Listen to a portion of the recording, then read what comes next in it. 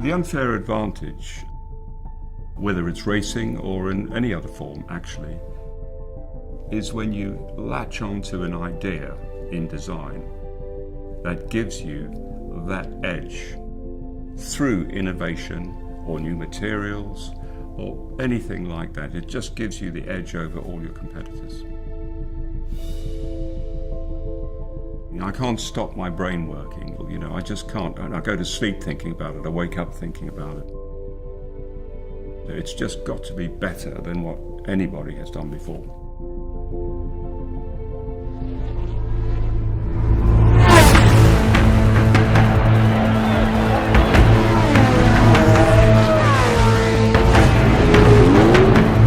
The search for that unfair advantage is a recurring theme in motorsport. Looking for improved performance comes naturally to Gordon and a core group of ex-Formula One colleagues now working alongside him at Gordon Murray Automotive. That gives us an edge as a car business and a design company. Back in the day, Gordon's designs were hugely successful across 2 decades of Formula One.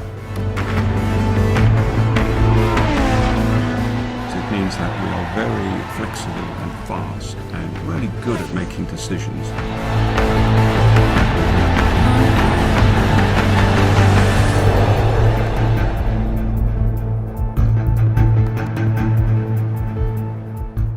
Today, Gordon Murray Automotive's unrivaled motorsport expertise is channeled in a new direction.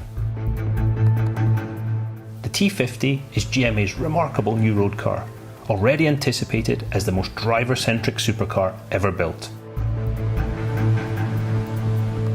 So when we set out to do T50, we absolutely wanted to make the best engineered sports car and the best driving experience, full stop. That was it.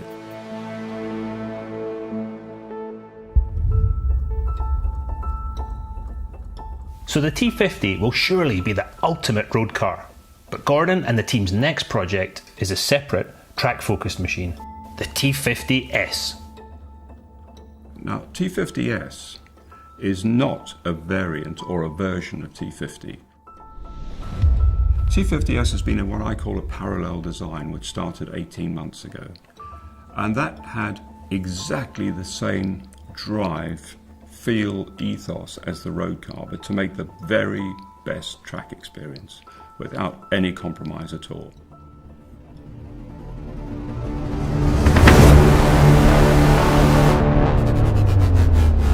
Before the T50s is revealed, there is some rich history behind the car's full name. It will officially be called the T50s Niki Lauda. Fully supported by Niki's family, the name is a tribute to the triple world champion who was Gordon's friend and teammate.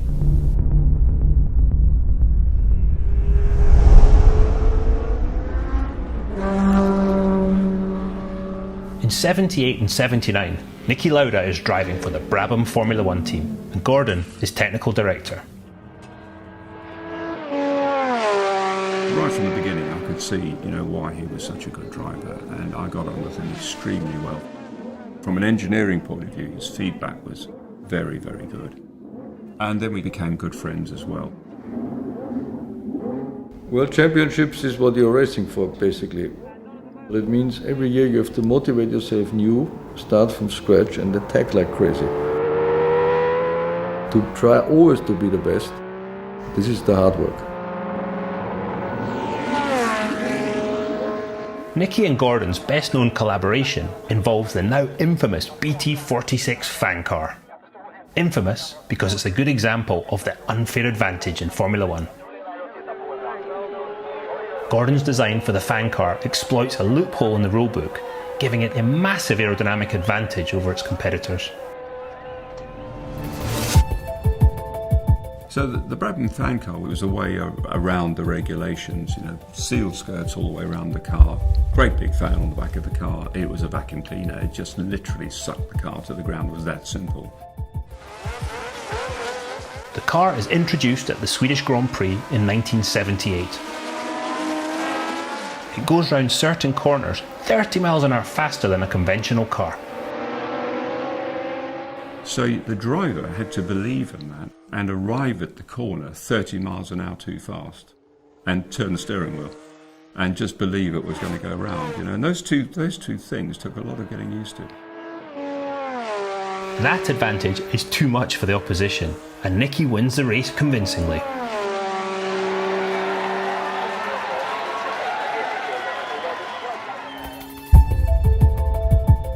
So the Brabham fan car was pretty much a blunt instrument. On the T50, the fan does a completely different job. It's much more sophisticated. It controls the airflow under the diffuser, which is the bit that gives you the downforce on a ground effect car. Excitement is building at GMA's workshops.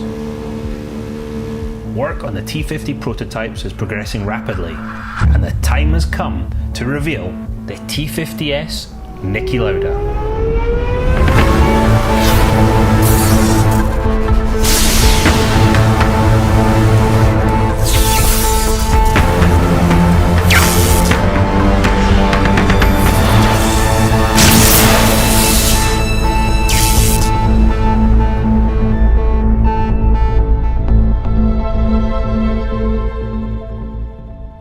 When I first saw the full-size car arrive, I was pleasantly surprised that it still looks a pretty car, but it is much more aggressive, of course, because of all the aero functions. And those aero functions mean one thing: downforce.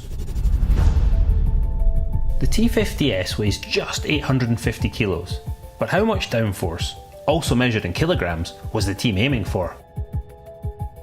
We had a target of 1,000 kilos. We bettered that. We're now at 1,500 kilos, 1.5 tons of downforce, which is pretty aggressive, actually, but it still should be accessible for a good Amish driver.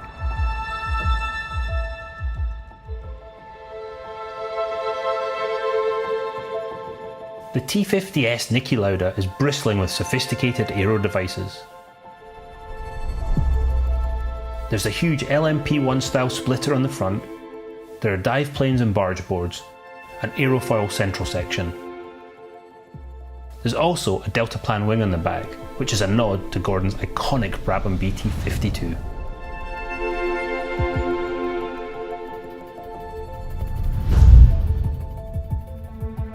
And below the delta wing, a reminder of Niki's fan car. So the fan on T50s is optimized for the track. The diffuser's even more aggressive than the road car, and it just is on all the time and designed to give maximum downforce. So when you turn the ignition on and you get past 50 miles an hour, the fan goes to maximum speed and stays there.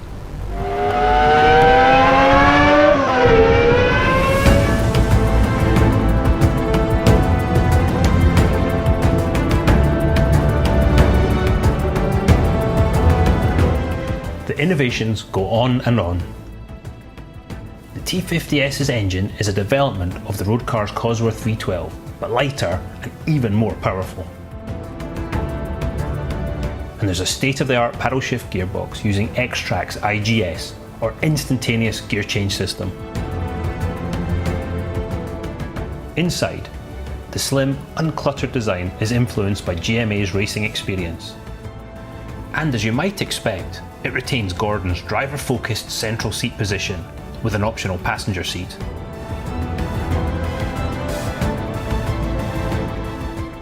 Each car has a chassis number and is individually named.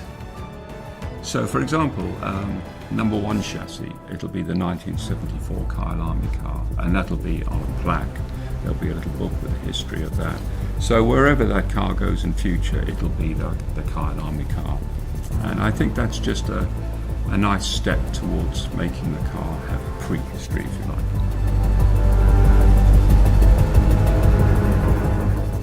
Just 25 Niki Laudas will be built, by hand, at Gordon Murray Automotive. Each car is bespoke and will be fully supported by GMA's team. It's really important to us that the car's accessible and easy to use, and that's part of the enjoyment really, is the fact you can just turn up at a circuit, fire the car up, warm the oil up, and off you go.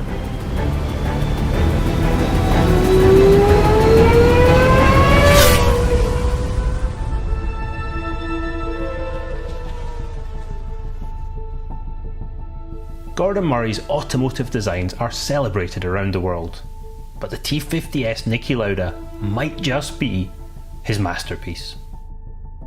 Quite simply, it aims to deliver an on-track experience like no other car in history. I don't think we're ever going to get beaten for a track car experience. T50S is going to deliver something that I don't think anybody will get close to. If you add up the central driving position, a naturally aspirated 12,000 rev V12 and 850 kilos, that's going to give you a feeling on the circuit like no other car can deliver.